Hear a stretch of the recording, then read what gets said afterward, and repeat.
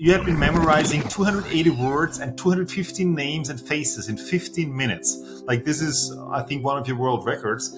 And there are some people that have troubles to just remember one name. The first thing is to make sure it does go into your working memory. And my advice always is, say the name back. Hi, Ronny, nice to meet you. Spend a minute, that's sufficient, a minute to think for yourself, what did I just listen to? What were the most interesting facts? You force your brain to recapitulate what you just heard. It just takes you a minute, but how much you remember will be massively more by just spending 1 minute on testing yourself. What did these guys just talk about? Hi, welcome to the Ronny Leber Show, where every week we bring you inspiring stories of success and overcoming obstacles from the worlds of sports, business, and entertainment. To get your regular dose of inspiration, click subscribe and hit the notification bell. The German television calls him the German superbrain. He's a doctor in neuroscience. He's an 8 times memory world champion who set 4 Guinness World Records. Since 2006, he's active as a memory trainer and keynote speaker to help people improve their brain capacities. He's the best-selling author of More Space in the Brain. I'm very happy and delighted to have him on the show. Joining us live from Kranenburg, Germany, here is Dr. Boris Nikolai Konrad. Woo! I guess that's me. Thank you so much for having me. Absolutely. I'm thrilled to have you here. And today we'll not only talk about how to unleash your own superbrain, how to also perform better in other areas of your life, and why it's important to challenge your brain. But before we get into all of that, when you look at your life today, thinking back of your journey, was that what you had imagined when you were a kid? Certainly not. No, I don't think so. I grew up with 2 parents who were both teachers. I therefore had some connection to learning, but as a teenager, I told myself I would never be a teacher. Well, I'm not in a school today, but of course I am teaching in a form, and I'm very much a fan of learning nowadays. So in some way, even the opposite. But then again, maybe there had been some hints. But it wasn't always like that, because I believe actually that you were not the most, you were, let's say, maybe average talented or maybe a little bit above, but you were not the super brain in school, but then you discovered something. That's correct. I did okay well in school, but I was far away from being the best in class. I also didn't have any passion to achieve that. So I was happy with this and enjoyed having enough time to play football and play on my computer. And luckily, my parents weren't too pushy with this. But a year before my final exams, I realized that my final grades will have some impact on my later opportunities. So when I heard there are memory techniques and they are supposed to make learning not just easier, but also more fun, I was certainly curious. And then I started investigating these memory techniques. I started enjoying them a lot. And within just a year or two, I even started competing in memory sports. Well, and that was just the beginning, right? Wow, that's fascinating, because I just remember when I was in high school, I was 16, 17 years old. And I remember I ordered back then, I was in the US, and I ordered from Nightingale Conant Mega Memory by Theodore Tudor or some, the name might ring a bell. And yeah. I remember like doing those cassette tape courses and so on and kind of getting into that. Although I never got into the level where you were, not by any means, because I thought it was interesting, but then I never took the next step. So how did you then get actually into making this a competitive hobby? Well, first I want to say Kevin Trudeau, he is of course a very controversial figure in the US. I think nowadays US study him for the history of telemarketing, because I think his mega memory was one of the most sold products on telemarketing in the 90s. But of course, he's also a criminal case, so one should be a little careful. And like many others, I think this stuff doesn't really go deep. For me, I was fortunate enough to discover memory techniques early enough in my life that I could have huge benefits from them being a student at the university level.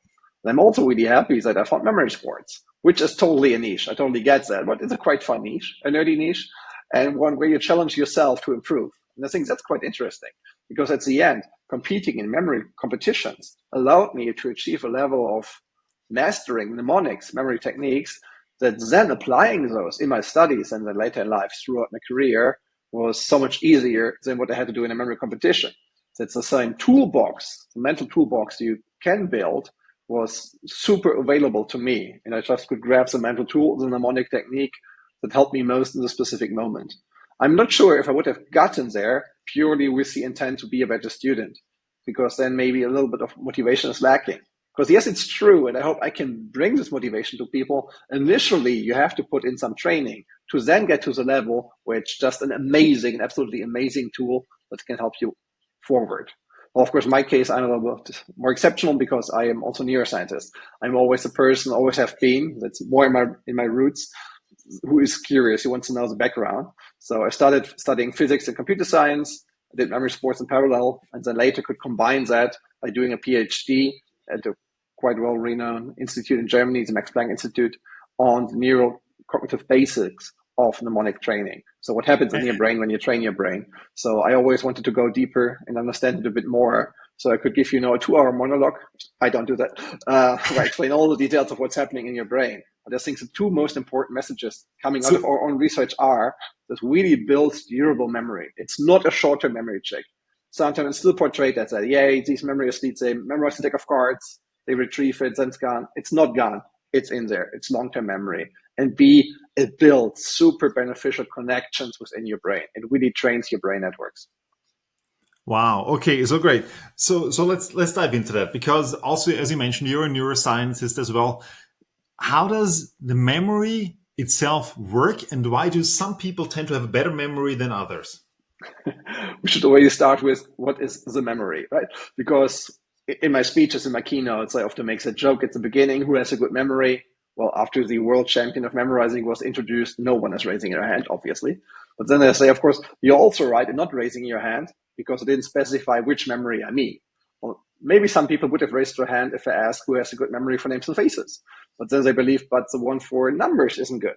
And everyone agrees that their memory for song text of the 90s is amazing. So obviously we have different memory systems. And therefore, that already brings in a puzzle. In memory research, we have to make distinction between which memory system we are talking about. And then the thing is, our brain is meant to forget. Sometimes we don't like it, but it's actually a strength of how our brain works, because it's not a hard drive. It learns by relating stuff, by making connections, by combining. In the process of doing so, we get much more efficient in dealing with everyday situations, with data as well, but we also forget quite some of the details. And in those parts of life where those details are important, memorizing someone's name, well, it doesn't help me that much that I remember I'm talking to a guy whose name sounds to me like a name that's maybe a little more common in the eastern parts of Germany than in the western. It has an English flair. No, I know it's Ronny, otherwise it's useless background information. The same with the password. If I remember, I had a combination of letters and digits. Well, genius won't get you into your account if you don't know every single one of them. So obviously, details are sometimes important, but for the way our brain works, usually they are not. What our brain is meant to store is our experience, what's happening to us. What do I see? What do I remember doing myself? Whom do I remember meeting? If I use these memory systems, which are much more capable than the purely lingual, text-based memory, for memorizing these details, for memorizing even complex information, suddenly the capacity is already there. So when I train people, I train your brain, usually the next sentence is, well, actually I don't. You already have an amazing brain. You are a super brain as well. I'll just teach you how to use your amazing brain in the way it works best. So you already touched a few things here that I would like to dive in deeper. So the first one, actually, you said that our brain is built to forget things, or like it's meant to forget things. Yeah. So some people might say, well, awesome, my brain really does work. It really forgets a lot. So how is that? Why do we forget things? And how do we actually access the information when we need it? Okay, let's try to get a little deeper how memory works. So the first thing, what's happening is we have our senses. They are the input channels. We see, we hear, we smell. And for some people, one might work better than the other, but usually it's a combination of all these senses, how information gets in. Then we have as a first step the so-called working memory. Super limited capacity, but extremely fast. Really good in recognizing stuff we've seen earlier. I see a face, my brain will already match it. Does it look like all the people I met that are friendly? Or is it more looking like the person I don't want to remember? So your brain makes assumptions on what's met earlier. And the new input is coming in, so it's compared. Was my assumption right? Okay, this dog is a Rottweiler, it's huge, but actually it seems to be well-trained. This one isn't actually dangerous because it's well-trained. So it makes an assumption at first and then corrects it. To be able to do so, it needs to retrieve stuff from your long-term memory. But it does not to, and it even shouldn't retrieve every single Rottweiler you have ever seen in your life, because if it would need to do so, you would be overwhelmed. You need the gist out of it. So the new meeting of this friendly version of that dog will also go back in and maybe scale down the level of dangerousness stored in your brain regarding this breed of dogs a little down, and maybe the next one a little down again. Then you meet an angry one, it's going up. So your brain wants to keep the gist. It will only remember the specific situations if they're really unique, if they're really striking out. This one time you were really attacked by a dog, yes, you have to remember that one. This one time you really enjoyed buying a puppy, well, that's a very personal, emotional memory. Of course, you stick with these. And all the other times you meet a dog, if you would remember all of them, the whole purpose of the memory would be lost, getting the gist out of it. Okay, so you already mentioned like we have a working memory and then we have a long-term memory. So would this be comparable in a computer terms that the working memory is the RAM, and also that then you need to go and dig into the hard drive, or maybe even to find some external hard drives like where it's stored on for the long-term memory? In parts of it, yes. In the part that we have this distinction between long-term storage and short-term storage, that's true. It's even true that in short-term storage, like in a computer, often there isn't really much stored. It's more like finding stuff back and pointing to it on the hard drive. But then in the way how the hard drive works, that's fundamentally different. Because on the hard drive of the computer, if you don't touch this file for 12 years, it will still be the same file as long as the hard drive is intact. Not so for the brain. The brain will be busy with the stuff all the time. Every single day, it's updated, it's recombined. So if you meet someone back you haven't met for a number of years, and you say, hey, we had this amazing trip together, we were driving carts in southern Germany. Do you remember? Of course I remember. We did that together. Then we share our stories, and there's hardly overlap. I mean, going a little too far. Of course, there will be overlap, but it will not be the same story. Because no, but it's great that you're saying that, because there is actually some scientific study about 9/11, where people who were there at 9/11 in New York, where they compared their stories afterwards, and basically just a year afterwards, the stories were very much diversing, and some of them were like people would swear like this is how it was, but then you could actually prove it cannot have been like that. Exactly. What's happening here quite often in these traumatic situations is you have your own memory, you're experiencing the situation, but your brain is in high stress mode. So it's really, I get going too far into specifics, but the control jumps from your prefrontal cortex to the amygdala. That's a part of the limbic system. So you're really in a different mode.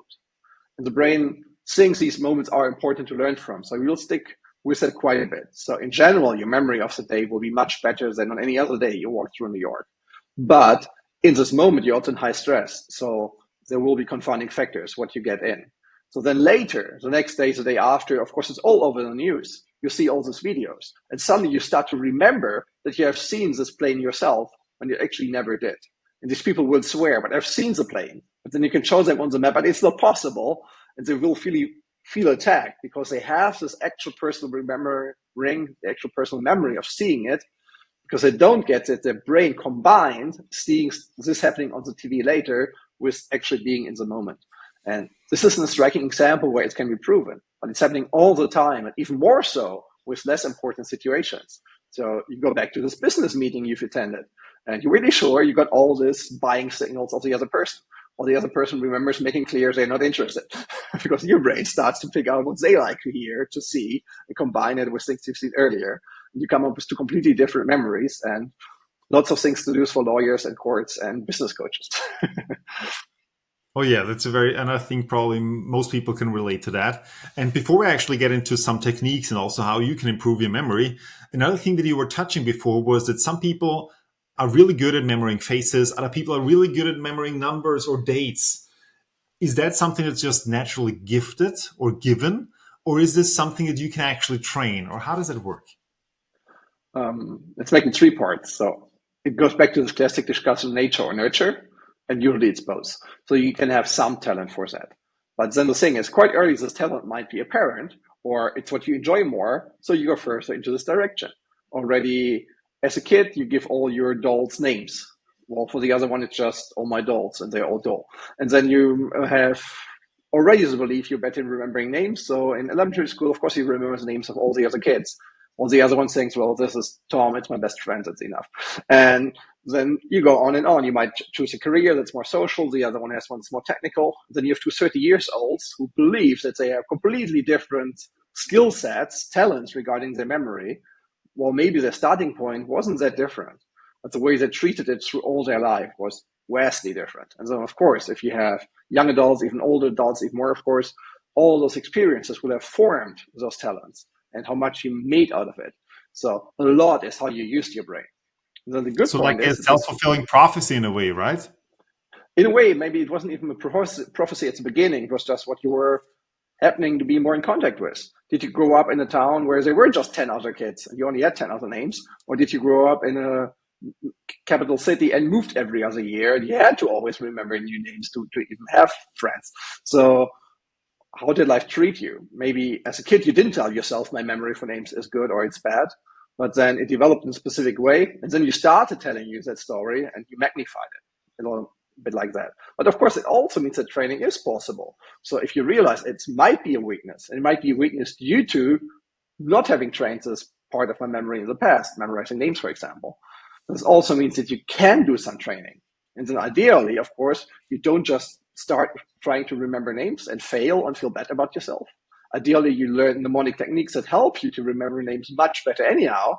Then you train those, you start seeing success, and then you start meeting people in your business. And of course, you want to remember the names because now you believe yourself that you have the toolkit to do so, and you will be successful. And then the next time, you're even more confident to go ahead and ask for all the names and remember them. Yeah, the confidence is a big part, I believe. So are there any, let's say, not so obvious upsides about having a great memory besides actually knowing the names and knowing the faces and maybe remembering the dates or being great in remembering things? Are there any other upsides that you might not initially think about? And also, are there downsides, and maybe downside besides, well, you should know this or something? Well, linked to the previous point, probably most people have heard the term or know about growth mindset. Usually growth mindset, going back to Carol Drake, there's some criticism around it, that's fair as well. But the basic idea is that if you believe yourself, intelligence and capabilities are something that can be trained, it doesn't matter if it's true or not, just that you believe it is, will make you invest more in personal development, will invest more in learning, will make you invest more in improving those abilities. So for the IQ, for intelligence, it's actually a little difficult because actually it's not that trainable. If you're honest, if you look into all those studies, there is of course a bit of a training effect, and on a specific type of test, there's a massive training effect. But actually IQ is one of those things where talent is a little more important than nurture compared to others. Well, memory is the opposite. So if you start training your memory, you have these techniques you didn't know before, you can have massive gains initially, and this will take away all your beliefs that you're not good in learning. So this lie you tell yourself, the story you tell yourself, well, if you once achieved something you thought was impossible, and it can be something meaningless, like memorizing a deck of playing cards in order just to show off to your friends. But afterwards, if you now try to learn something and your brain tells yourself, you're not smart enough and I cannot learn. Well, I just did that stuff with a deck of cards. So yeah, obviously that's not true. You keep this storyline out, and this makes you more motivated to learn something, regardless if you actually apply these mnemonics or not. So if you look at downsides, I think there's rather little. I think there can be some minor downsides if you confuse the usefulness of mnemonic techniques with understanding stuff. And that people even use this as an argument against actually training it, which is nonsense. It's just that you need to understand just by memorizing stuff doesn't mean you understood it. If you memorize a business plan of a big corporation, it doesn't help you a lot. I don't want to say at all, but it doesn't help you a lot to make a decision if you should buy their stock or not. But if you want to start understanding business plans and you don't even remember the structure of a business plan, you have to look it up every single time. That's a massive deficit for you. So of course, having the ability to memorize stuff is always the starting point to then build upon, to then develop understanding of even complex topics. But therefore, if people want a shortcut and they say, I just memorize it, might be dangerous. Well, that's very fascinating because, as you mentioned, it's like, well, obviously everybody can read a piece of paper or what's on a piece of paper, but it doesn't mean that you understand what's on a piece of paper. So it's really about understanding the connections and building those neural pathways also in the brain that actually is used to doing that. One more thing, actually, one more limiting belief, or maybe it's not a limiting belief, maybe it's a fact, or I would like to see your way of that, is that people learn in different ways. And some people are more auditory, some people are more visual, some people are more kinesthetic. And maybe there are even some other learning types like digital and so on. So how does that work? Like what kind of learning types are there and how do they play into having a great memory? Let's do a quick check on you first, okay? Can you raise Sure. your fist, please? Take your fist up and put it on your chin. Did you listen to me? Put it on your chin. Oh. If I do this with a keynote audience of 500 people, I have 490 hands up here and maybe 5 here. And 4 of those 5 probably have heard the example before. So it's an example which proves that visual is dominating. Learning styles, if you make it this categorization, are you visual or auditory, are not science-based. Evidence is clear. We don't have these categories. Of course, we have continuums and we are a bit different. And again, like we had the example with names before, someone with lots of musical skills who always trained their ears, they might benefit a little more from bringing in auditory cues into these mnemonic images. So when I speak about images, I always try to make clear visual is the starting point. It's a little confusing because image seems to be 100% visual. It shouldn't be like this. So when I make a mnemonic exercise with people, I say, imagine. It gets a little close. It's less the term image in there, but imagine not just what you see, but also what you hear, smell. So you bring it in.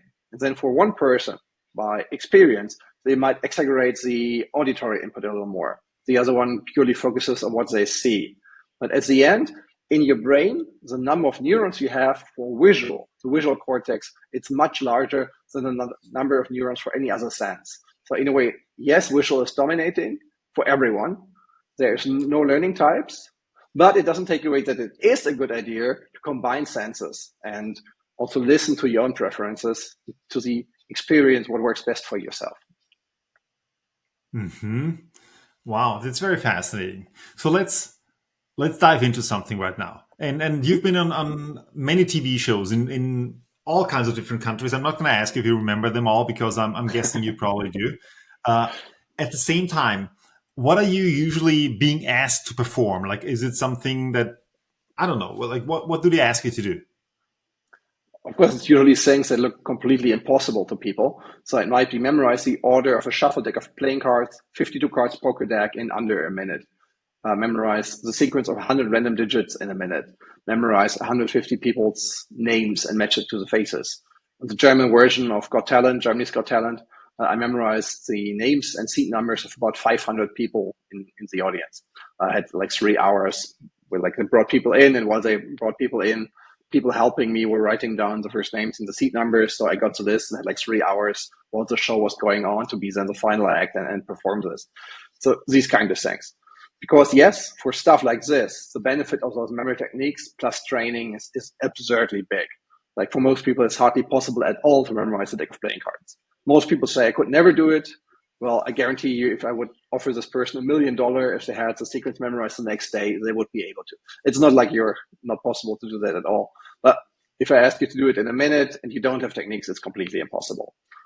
Then the transfer for everyday tasks, of course, this advantage will be decreased a bit. But if you can learn a foreign language twice as fast as the guy next to you, if you can study this master's degree twice as good as the girl next to you, that's still a massive, massive advantage. You don't have to be like 50 times better, like I am with memorizing a deck of cards of digits. But yes, to answer your question, these would be the things: playing cards, names, numbers, this kind of stuff. All right. So you said, okay, you're going to have all those kind of advantages when you have a great memory. So how do you actually start? Because obviously you have now 4 Guinness World Records. You have been 8 times world champion and so on. So, I mean, you have kind of a head start compared to somebody who's just starting out, just a little bit. But when somebody says, all right, I get it, and I would love to do that, and what would be the first thing that I would need to do? The very first step is to use your imagination for a better memory. So yes, they are very advanced mnemonic techniques, and we might mention them in a moment. But the first step is try to imagine something. Everyone has this ability. Like if you want to remember a name, try to think, do you know someone with the same name? So my first name is Boris. If you want to remember, hey, this Boris guy talking about memory, that was interesting. I want to remember the name. You might think, do I know any other Boris? And you might come up with Boris Becker. So half of the people know will remember the tennis player. The other half will say, Boris who, never heard of him. It won't work for you. If you're one of them, maybe you think of Boris Johnson, the former British Prime Minister. So use something that's in your long-term memory. And then use your imagination. So you see me together with the Boris you chose, let's say Boris Johnson, maybe standing on the street discussing memory. Like if you had to walk down the street today and is this Boris Johnson? It's really Boris Johnson. And he's discussing, memorizing playing cards with this guy. That's weird. So when you come back home later, you'll tell your friends, you'll tell your spouse, hey, I met Boris Johnson today and he was talking about memorizing a deck of playing cards. And now you realize, well, this never happened. But if you imagine this really happening, it's nearly as good for your brain as a real thing. And therefore, you will remember it. And you will also remember, it didn't happen, but the memory guy's first name was Boris. So first step, to utilize how good your brain is with images to remember stuff. Wow, that's very fascinating. And so basically, this is also the recipe in order to learn a name, I guess. So because you were in a TV show, and I read that you had been memorizing 280 words and 215 names and faces in 15 minutes. Like this is, I think, one of your world records. And there are some people that have troubles to just remember one name. So, so when you just meet somebody at a party, for example, you might not be prepared. You're not like, oh yeah, now I'm going to turn on the mega or the memory thing here. So how is that? You walk into a party, somebody says, "Hi, I'm Ronny, I'm Martin, I'm whatever the name is," and the other person says, "Hi, I'm so and so," and basically the second after you already forgot. What's the key? Yeah, if the second after you already forgot, it is not a memory issue. It's an issue of focus, just to make it clear. And it's an issue of wrong expectations. You already expect, oh, I'll not be able to remember that. My memory for names is bad. So you don't really listen. So if honestly, after a couple of seconds or a minute or two, you don't know the name, it's not a memory thing. So first thing is to make sure it does go into your working memory. And my advice always is say the name back. Hi, Ronny, nice to meet you. You can only do that if your brain processed the name. And in those instances where it's not Ronny, Boris, or Martin, but a name that's more complicated, you might want to ask, Shania, is that correct? Soraya, okay, Soraya, now I got it, thanks. Wait, that's an interesting name. Nice to meet you, Soraya. So you make sure you understood the name. That's the first step. Because then you can go on. And then you will want to choose an image, which might be a person you know with the same name, or might be a term in English or another language you know that reminds you of the name. It doesn't have to be exactly the name. But if you hear Thomas, you probably know tons of Thomases, but for the example, you might think, well, tomato sounds a little bit similar. So you now picture the person you just meet and coming to this business event, handing out tomatoes. If you want to make an impression, go to an event, hand out tomatoes to help people remember your Thomas. Not saying you will make a good impression, but you will make an impression and people will remember you. So now you're on the other side. You want to remember that Thomas didn't bring tomatoes, but you can picture it. And therefore you make an image, you serve your memory in a way it works best. Okay, two things about that. On the one hand, I've learned, and maybe I'm wrong, that it works better when the image also has some emotional connection, or when you create an emotion with it, that it sticks better. And the other thing is, so somebody says, "Hi, I'm Thomas," and you are just in a moment trying to come up with a picture that fits, or maybe it's not a common name, but we might have to come up with something completely new. But at the same time, the conversation is already moving. And you are then talking with that person, so you might not have the time to actually, well, wait a second, let me just first come up with some tomatoes for you or something. So how is that? Right. Step one, yes, add emotion, it makes it better. But being weird is an emotion. So if you actually had this guy handing out tomatoes, that would bring enough emotion for you to remember it. Second part, the good thing is it doesn't have to happen in the first second. In this first second, you only have to understand the name and say it back. Hi, Thomas, nice to meet you. Because now it is in your working memory, and you'll have minutes for sure to come up with that. So if the first talk is so engaging that you're actually talking for minutes, just occasionally use the name. Thomas, that's a good point. Thomas, so great we met. It's really exciting how much we have to talk about. We're still standing here 15 minutes later. And then when the first talk ends, and you turn away and say, hey, I really have to get a coffee now. Then you start saying, hey, this is Thomas, this is how he looks. Now I can come up with an image.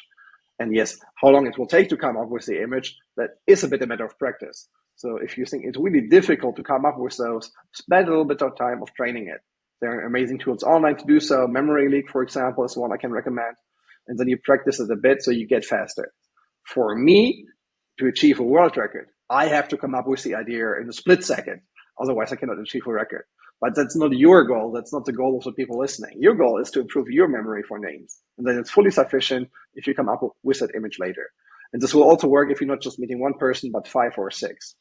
If you have those events where you meet 20 people at once because you're a trainer, you're giving a workshop, 20 new people, you've never seen them before, then this might be challenging. Then you would add another technique on top, which is extremely useful in many instances, the so-called memory palace. The method of loci is the scientific name, the memory palace. It does need a little more training. It needs a little more preparation. But even in my speeches, when I give a keynote, I'll start with a funny memory demonstration of mine to show off and have people amazed. I'll do an exercise with just using images to show you this helps your memory. And then we go directly into the memory palace technique. In a nutshell, it's always about picturing an environment, a place you know well. It can be your apartment, your house. It can be your workplace. It can be a park you like to make some walks in. In these environments, your brain is extremely good at remembering. As a matter of fact, we even have a specific system of cells in our brain, which is called place cells and grid cells. And the Nobel Prize for Medicine and Physiology in 2014 was awarded to those scientists to prove those exist. But they are not just our internal navigation system.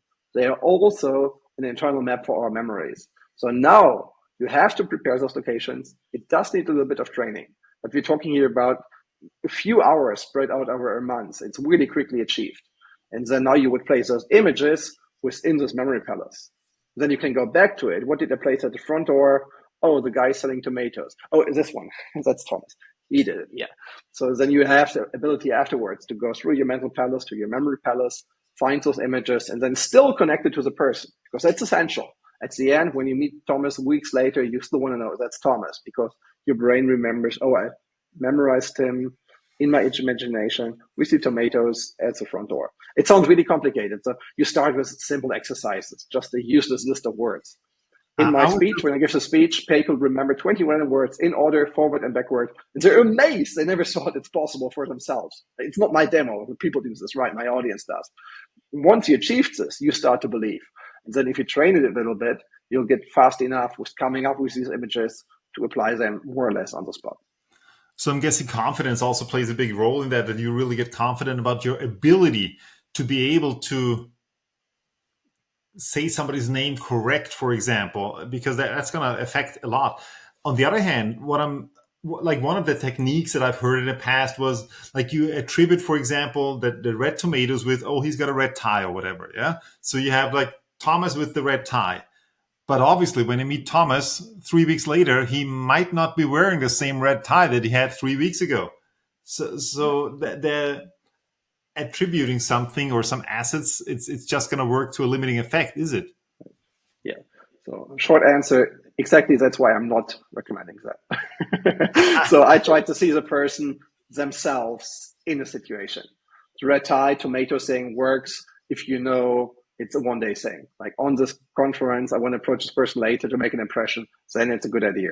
Yes, honestly, I'm not hiding it. When I do these demonstrations, like I'm invited to speak at a business event, I'll mingle in the halls, I'll meet 50, 60, 80, 100 people. I'll remember the names. I start off my keynote with, hey, could everyone get up who told me their name today? I know all their names from memory. People are amazed. I absolutely do this. Oh yeah, the weird red tomato guy, that was Thomas.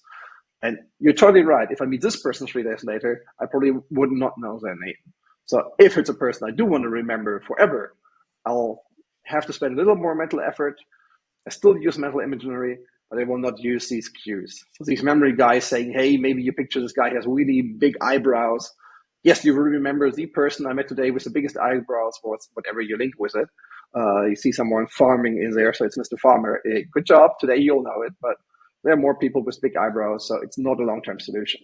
It can be a quick fix, but for long-term memory, see the person, imagine them in your head, in a situation that's linked to the image for their name. How often has it happened that somebody came up to you, like, I don't know, sometime after you met them and they were in your show or they were in the audience, and then you were like, hey, you still remember my name? Very often. And more often than not, I'm surprised myself. I can still remember.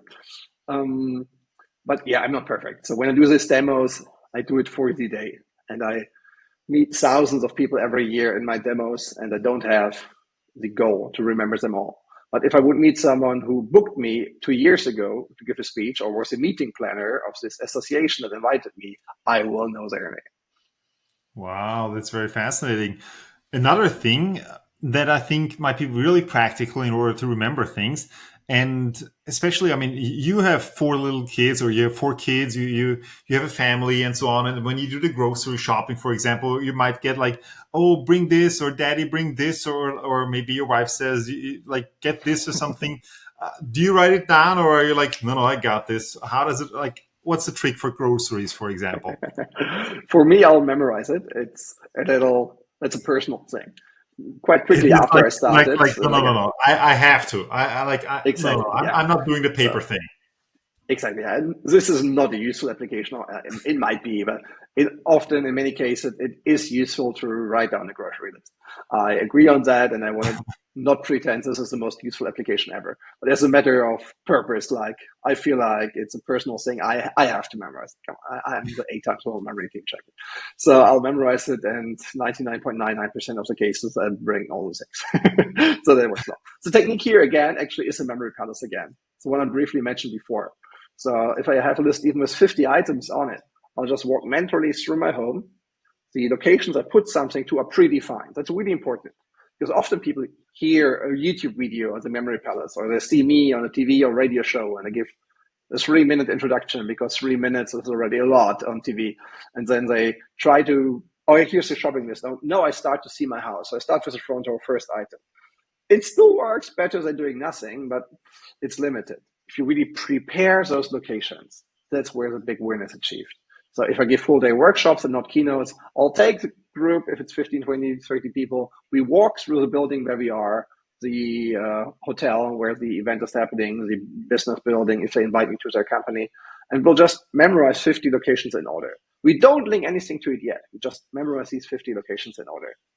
And I see you, 50 locations, now he's thinking about himself again. That's what my clients also believe. Everyone can do this. Every single person can use this because that's what our brain is made for. 50 locations. If you walk around this building, super simple. It could be like in your background, I see this globe, I see some plant, I see some books, see your microphone, you're probably sitting on a chair. We already have 5 locations. It took like 10 seconds. I'll take a bit more time, 50 locations, take 45 minutes, take an hour. You invest 1 hour, you have a tool for live.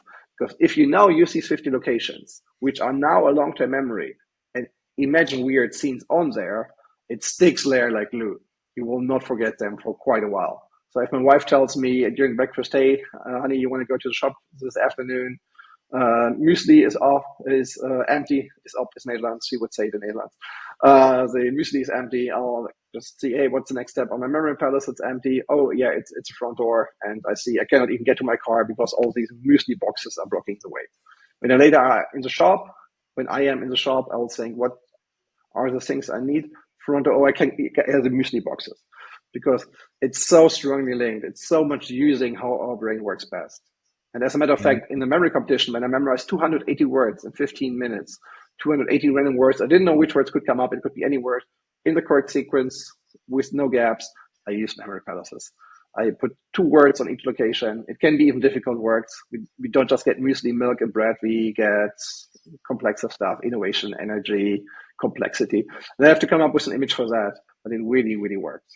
And yes, my goal is also, next to using it to achieve world records, so you don't have to get to the level to memorize 280 words in 15 minutes. But if you are, again, confidence, if you are sure, if I have a list of 50 words, if you give me 10 minutes, I'll memorize them and I'll know them for days. It's such a useful tool because then it can be applied to many things. A shopping list, but also way more useful tasks. Wow.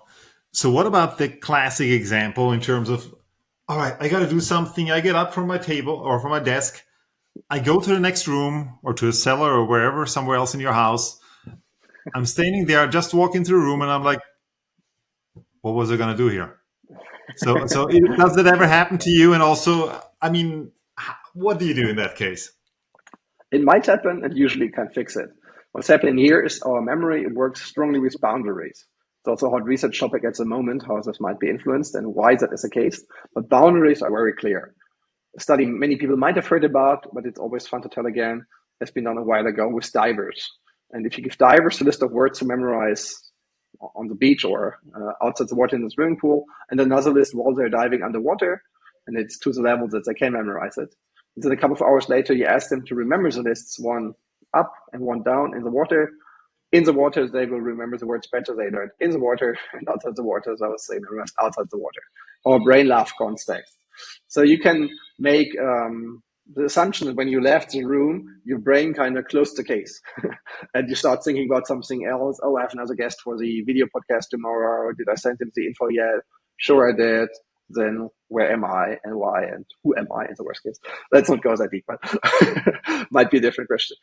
What you can do is close your eyes, mentally walk back to the room you came from, then you're mentally back in the context, and chances are you know why you're actually in the basement.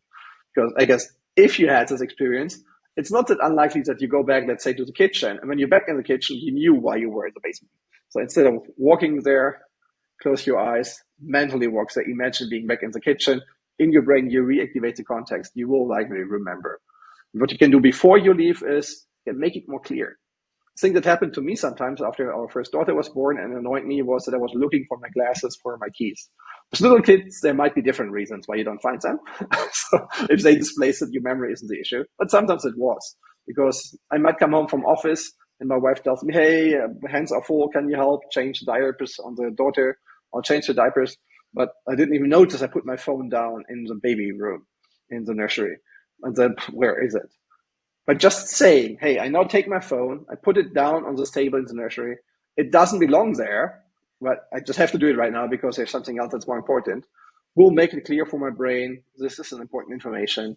And for the next minutes, even hours, I will right away know where it is when I start looking for it. Wow. So really to make yourself conscious about what you're doing. That's fantastic. So just one last thing actually to touch on before before our time comes to an end here. As we get older, there is this myth, or I don't know if it's a myth, maybe it is, that our brain capacity decreases. Is that really true? And on the other hand, what can we do in order to preserve a great brain and great memory even when we're old? There is some thing happening in the brain as we grow older, but these effects usually are a little bit minor. So likely the capacity is not really getting worse. What is indeed getting a bit worse, and already earlier on in life, as we might be happy with, is that the so-called processing speed might decrease. So how quickly you can make these links. Again, it has a purpose. And it's easy to joke about, but always managers like to hear it. Like the 20-year-old apprentice, there's not much in there. They have to learn fast. It's also a reason we don't make the manager right away, because with 40, 50, 60, you bring all those memories, but there's so much in there that learning even more might be a little bit slower. It's not a fully scientific description of what's happening, but it kind of summarizes what is indeed true. You get a bit slower with making these links. The techniques work in any age, and they also have been shown to be a great mechanism to build what we call cognitive reserve in research. This means that when we might be unfortunate to get into these really unfortunate events where the brain capacity really decreases, it might even be mild cognitive impairment or worse, then you build up a reserve you can use, you can utilize for years. So you stay smarter, you stay sharper for years, and that's highly beneficial. So I don't believe how you use your brain can change if you actually get dementias, because that's also a disease where really something is physically going wrong in your brain. But if you use it right, if you trained it, if you build up a cognitive reserve, and mnemonic training is an amazing way to do so because it's useful right away, then you benefit for years. So yes, some things are changing, but no worries. If you use your brain consciously, even with 60, you can be better than you ever were in your life before. Wow. Are there any supplements or vitamins that you can recommend for somebody who would like to fine-tune their brain, or are you using some? I think that's something you should be discussing with someone who specializes in it, because I don't believe there is one answer for everyone. If I now have 1 minute to give some answers, some people it might be the right one, for others it might not. Me living in Central Europe, where over winter we don't get enough light, vitamin D supplementation does make sense. But if you're living in making stuff up southern Spain, it already might be a completely different story. So please confer with a specialist on that. And I don't want to give a too broad answer that doesn't fit anyone. Okay, that's awesome. If somebody would like to know more about you, would like to get in touch or maybe even work with you, where can they find you? You remember my first name, right? It was Boris. Boris. So Boris Konrad is my name. You find me on LinkedIn. Obviously, I do have a webpage. I also have Instagram, but I share just quicker wins here or some personal stuff. But LinkedIn or my webpage would be immediate ways to reach me. If you want to see more, there are 2 TEDx talks of mine I enjoy that have been seen by hundreds of thousands of people by now on YouTube. And yes, I'm always happy, of course, to work with people. I focus on keynoting events, but I also do give workshops and coaching. If that's beneficial to you, of course, please reach out to me. And even if you don't have that need, if you just have a question, I'll promise I'll try to get back to any question I receive. Not always within the day, but if I didn't get back to you in a couple of days, totally fine to remind me. Probably I didn't forget. It was just overcrowded in my inbox. So feel free to remind me if needed. Of course, you didn't forget. Of course. Any last 30 I'm second just joking thought? around here. I hope that's clear. Any last 30-second thought that you would like to leave us with? Yes. One thing to add on top, the stuff we talked about is getting it in there more efficiently. To keep it in there, you need to retrieval practice. Could be in a whole own episode. But for now, when this is now done, you close the window wherever you watch it. Spend a minute, that's sufficient, a minute to think for yourself, what did I just listen to? What were the most interesting facts, the nicest ideas for me? You force your brain to recapitulate what you just heard. It just takes you a minute, but how much you remember from this video you watched or the podcast you listened to in a week will be massively more, but just spending 1 minute on testing yourself. What did these guys just talk about? Wow. I love that. Thank you so much. Thank you so much for all your wisdom, for all your insights, your golden nuggets. All the best to you. Once again, give it up. Boris Nikolai Konrad. Thank you so much for having me. Thank you for sticking with us until the end. To make this content even more valuable for you, please leave a comment below and share your thoughts, and also share this video with somebody you care about who absolutely needs to see this. Thank you very much. Have an outstanding day and see you next time.